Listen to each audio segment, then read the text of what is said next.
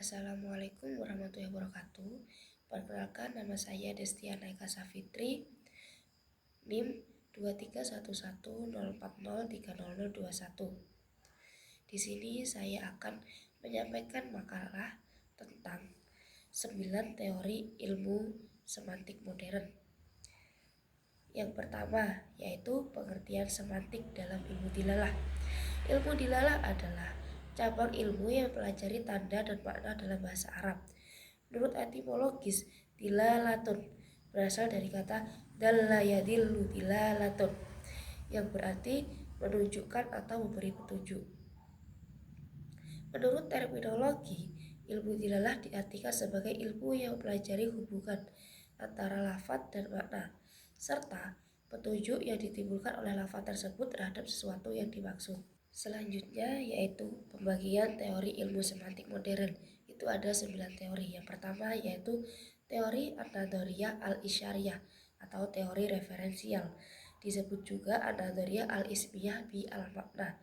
Menurut Eugen dan Richards, teori ini merujuk pada segitiga makna, yaitu yang pertama tentang reference, pikiran atau makna, simbol seperti bunyi bahasa, reference atau rujukan di alam nyata.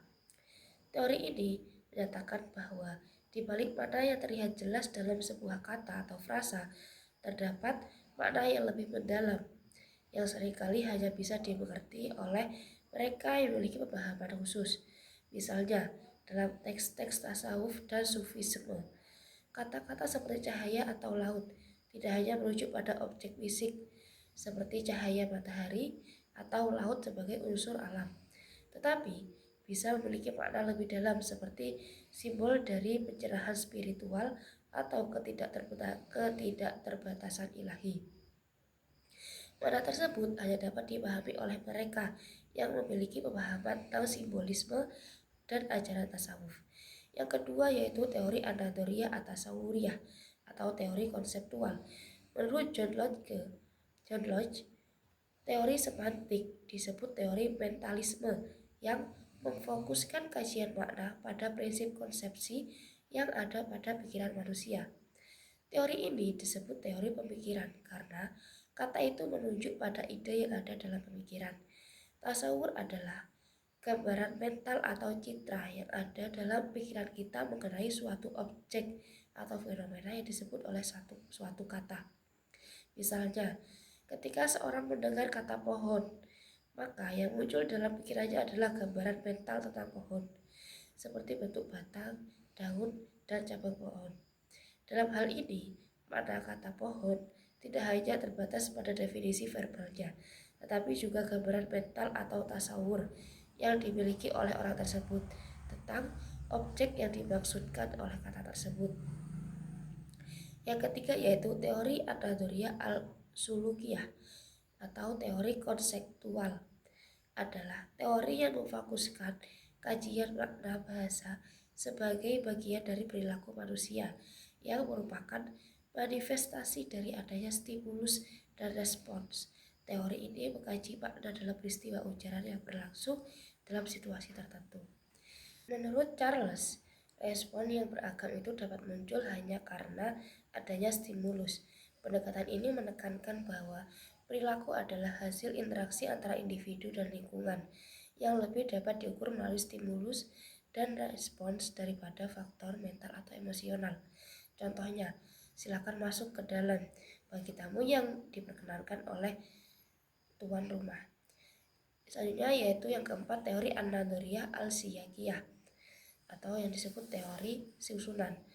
Teori ini adalah teori semantik yang berasumsi bahwa sistem bahasa itu saling berkaitan satu sama lain di antara unit-unitnya dan selalu mengalami perubahan dan perkembangan. Menurut Wittgenstein menegaskan bahwa makna suatu kata dipengaruhi oleh 3 konteks. Yang pertama yaitu konteks kebahasaan, berkaitan dengan struktur kata dalam kalimat yang dapat menentukan makna yang berbeda seperti takdim dan takhir. Selanjutnya yaitu konteks emosional, dapat menentukan makna, bentuk kata, dan strukturnya dari segi kuat dan lemahnya muatan emosional. Yang ketiga yaitu konteks situasi dan konteks sosiokultural, adalah konteks eksternal yang membuat suatu kata berubah maknanya karena adanya perubahan situasi. Yang ketiga yaitu konteks situasi dan konteks sosiokultural adalah konteks eksternal yang membuat suatu kata berubah maknanya karena adanya perubahan situasi. Adapun konteks kultural adalah nilai-nilai sosial dan kultural yang mengitari kata yang menjadikannya mempunyai makna yang berbeda dari makna leksikalnya.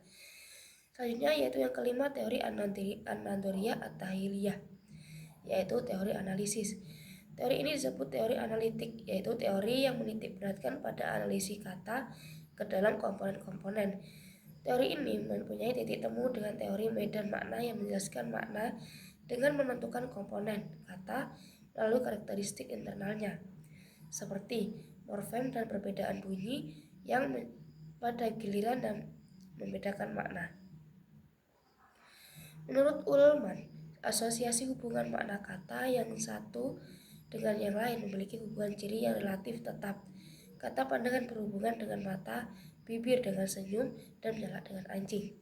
Selanjutnya yaitu teori yang keenam yaitu teori Anandoria atau Lydia, yaitu teori turunan, teori atau makna turunan. Teori ini merupakan teori yang didasarkan pada asumsi bahwa otomatisasi generasi atau pelahiran kalimat yang benar itu dapat dilakukan berdasarkan kompetensi pembaca atau penulis, dalam arti bahwa kaidah bahasa yang benar yang ada dalam pikiran seorang dapat memproduksi berbagai kalimat yang tak terbatas. Chomsky menyatakan bahwa struktur kalimat yang terlihat rumit dapat terbentuk melalui penerapan aturan-aturan gramatikal dasar. Lebih rinci, struktur pohon sintaksis muncul sebagai hasil dari penerapan aturan-aturan gramatikal yang terdapat dalam pikiran manusia. Selanjutnya yang ketujuh yaitu teori Anandoria al-Wad'iyah wal-Mantikiyah, yaitu teori atau makna wilayah. Menurut Cilik, makna suatu kata, makna suatu pernyataan adalah kesesuaiannya dengan fakta, sehingga menunjukkan kebenaran pernyataan itu dalam situasi empiris. Karena itu, Cilik juga menetapkan 3 kriteria untuk menentukan makna, yaitu yang pertama melalui syarat, yang kedua melalui kesepadanan atau sinonim, yang ketiga penggunaan konteks kebahasaan. Yang kedelapan yaitu teori Anandoria al-Barajmatiyah atau teori gramatika. Teori ini berfokus pada makna bahasa dalam konteks penggunaannya dalam situasi tertentu dan menekankan pentingnya hubungan antara kata-kata, kalimat, dan konteks sosial atau komunikasi. Dalam teori ini, makna bukan hanya bergantung pada struktur kata atau kalimat, tetapi juga pada bagaimana pesan diterima, dipahami, dan digunakan dalam situasi tertentu. Teori yang ke-9 atau yang terakhir yaitu teori Anandoria al-Murkomen.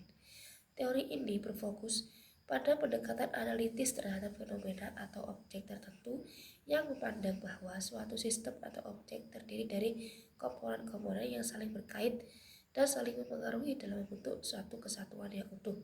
Dalam teori ini, fenomena atau objek dianggap sebagai gabungan dari elemen-elemen yang terhubung dan membentuk suatu pola atau struktur kompleks. Teori ini lebih berfokus pada kompleksitas interaksi antar komponen atau elemen dalam satu sistem yang menghasilkan fenomena baru yang tidak dapat dijelaskan hanya dengan menganalisis elemen terpisah. Itu saja yang dapat saya sampaikan.